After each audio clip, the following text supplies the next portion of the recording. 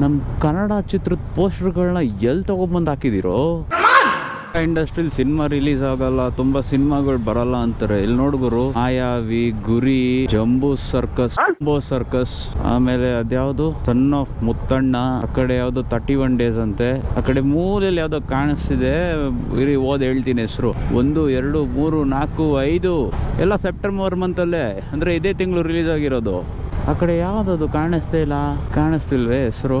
ನಮ್ ಕನ್ನಡ ಚಿತ್ರದ ಪೋಸ್ಟರ್ಗಳನ್ನ ಎಲ್ಲಿ ತಗೊಂಡ್ಬಂದು ಹಾಕಿದಿರೋ. ಮಾನ ಮರ್ಯಾದೆ ಏನಾದ್ರು ಐತಾ ಸ್ವಲ್ಪ ಆದ್ರು? ಆಯ್ತು, ನೀನು ಇದು ಮಾಡಬಾರ್ದು, ಸೈಲೆಂಟ್ ಆಗಿರು. ಅರಸ ಯಾವ್ದು ಗುರು, ಹೆಸರು ಸರಿ ಕಾಣಿಸ್ತಿಲ್ಲ, ಹಂಗ ಹಾಕಿದೀರಾ ಬೋರ್ಡು. ಹಿಂಗಿದ್ರೆ ಯಾರು ಗುರು ಥಿಯೇಟರ್ಗೆ ಬಂದು ಸಿನಿಮಾ ನೋಡ್ತಾರ? ಸಿನಿಮಾಗಳು ರಿಲೀಸ್ ಆಗಿರೋದು ಗೊತ್ತಿಲ್ಲ ಎಷ್ಟೋ ಜನಕ್ಕೆ. ಮಾಡ್ತೀರಾ, ಜನಕ್ಕೆ ಪ್ರಚಾರ ಆಗೋ ತರ ಏನಾದ್ರು ಮಾಡಿ.